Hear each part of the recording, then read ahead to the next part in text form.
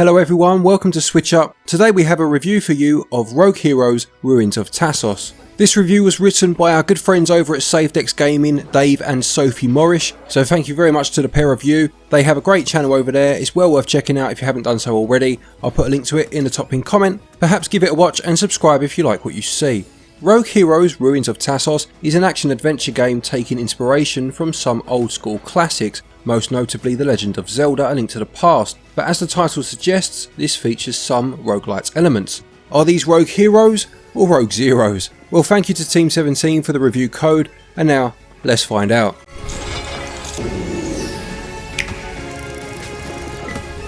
You take control of a hero who wakes up in a land called Tasos. In this land, the goddesses had once sealed 4 titans inside dungeons. As time had passed on, the titans had grown stronger and sent their minions into the land as they prepared to break free. It's up to you to explore the 4 dungeons, defeat the titans and save the day. Your first order of business then is to speak to a man named Griff, who asks you to find him 80 gems so he can build his workshop. Simple thing really, but the catch of course is the gems can only be found inside those dungeons where the monsters all lurk. As I mentioned earlier, the game does contain roguelite elements. This means that the dungeons are randomly generated. Each time you enter the dungeon it will have a different layout. The controls are simple to understand. Pressing Y swings your sword, ZL is your shield and A interacts with things. The B button is to use your special move, but more on that later. The items are found through defeating enemies and opening chests, the typical stuff you'd expect like bombs, bow and arrows and hookshots. These are glass items and they break when you die. That is at least until you are awarded the item permanently through story progression. The main collectible in the game are those aforementioned gems. You will also get coins which can be used to purchase items from the merchant in the dungeon, and also furniture for your home from the general store. Whenever you die you will reload back to the house you start in. You will lose all of your items, but you do keep all of your gems. Once you give Griff those 80 gems he will open his workshop, and in there you can begin rebuilding the village. You can freely choose which buildings to create, each one costing gems of course, but you can also choose where they are positioned in the village. You can build additional homes and invite people to move into the town from surrounding areas of Tasos. Other buildings play a useful role in your quest as you can use their services to upgrade your character. You have the clinic which will allow you to permanently increase your magic and health. The Lost Iron Forge allows you to increase your attack. There's also other aspects such as stamina and tools which can all be upgraded. Every aspect of yourself that can upgrade comes with a skill tree, and the bigger the upgrades, the more gems they cost. When you return to the dungeon with handy walk pads scattered about the world, you will lose all of your gems as you enter, so make sure you spend as many as you can before returning.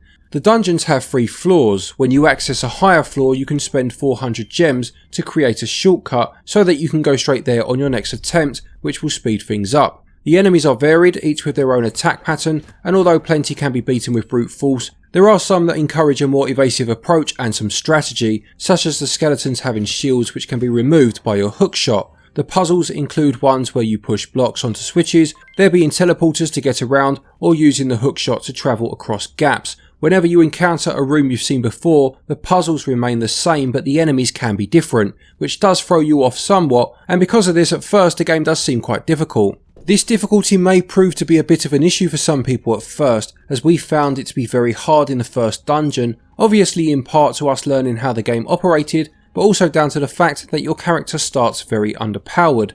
But every time we died and restarted we were making more progress until we got to the point where we could beat it. When we did progress to the next area, we beat the second dungeon with ease, as we had levelled ourselves up so high from constantly retrying the first dungeon. The first boss took us a long time to defeat with many failed attempts, but the second was defeated on the first try. Saying that though, the game did seem to level out a bit after that second dungeon, with the difficulty feeling much more balanced. A quick word on the bosses then, and they are well designed, with attack patterns that you'll need to learn to evade, rather than going at it all guns blazing. Sometimes a random enemy placement can be a problem, as a few times I did take a hit as soon as I walked into a room, due to the enemy being placed right near the door, and being on low health can result in an unfair death.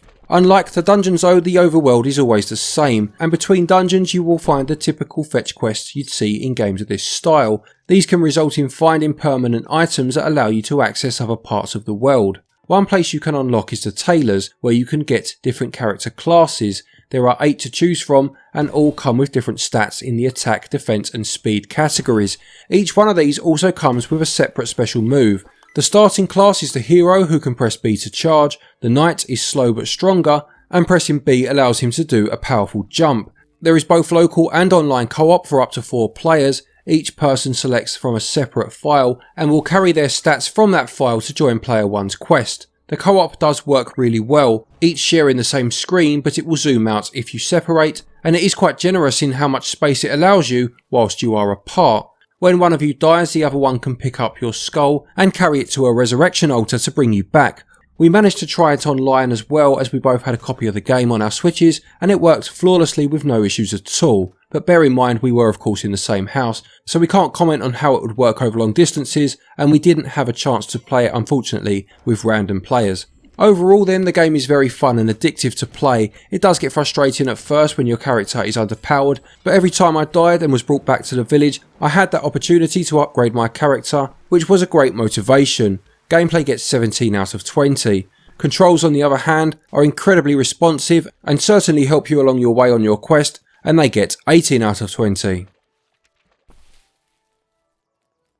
In terms of its visuals then, Rogue Heroes takes on a 16-bit art style, and it is very reminiscent of A Link to the Past, and even something like Stardew Valley to some extent. The world has a variety of locations, each with a distinctive look, which sets them apart. Being greeted with a rundown village to start with and seeing it build up again, becoming more populated over time, really does bring that feeling of achievement. There are some great animation details included too. Quite early on, when you find your way to the first dungeon, there are squirrels running about, which run away from you when you go near them, and you also see leaves blowing in the wind, which is quite charming.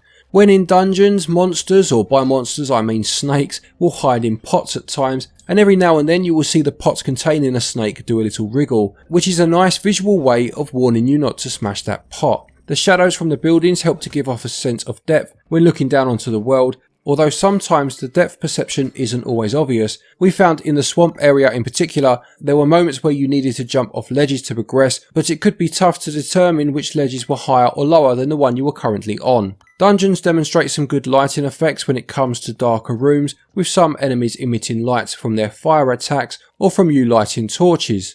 On booting up the game, the music has an adventurous and quite regal tone to it, which makes you think of a medieval world in which you are about to undertake a noble quest. When inside the dungeon, it adopts a more sinister approach without ever being overbearing. The music tracks themselves tend to start off quiet and can take a while to pick up, which does feel quite strange when the track ends on a high note before looping back to that slow start. Overall, the presentation of the game is good. It clearly has its inspirations, but still carries its own identity, and visuals get 16 out of 20. The music of the game does a good job in keeping the overall tone, although it would have been nice had the loop been smoother in terms of its transition, and audio also gets 16 out of 20.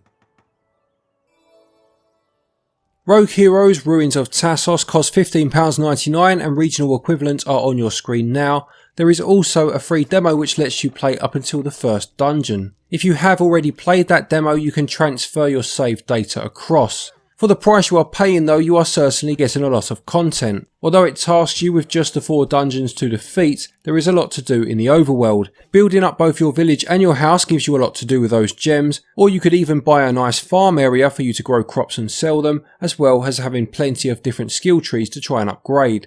It constantly gives you reasons to keep replaying dungeons to gather up more gems. The amount of time you'll spend with the game and the amount of enjoyment that it's brought us means it would definitely be worth the price, and it also has that replay value in that it will change up every time you play. Although how the random nature of the dungeons works is more akin to the remake of Link's Awakening's Dungeon Designer, where there's a set number of specific rooms randomly thrown together, and whilst eventually you'd recognise each room, there is still the element of surprise in terms of which enemies would be set in there. Value gets an impressive 18 out of 20.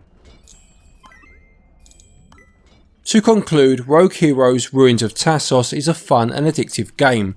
The upgrade system and the village building gives you plenty to work towards, the combat is a lot of fun, and the puzzles are also a nice touch. Roguelike games aren't for everyone, but for what it is, it's a very good example of one. The overworld has that nice Zelda style progression of gaining items and abilities that will help you bypass obstacles to move to a new area, and the dungeons can pose a challenge to keep you wanting to come back for more.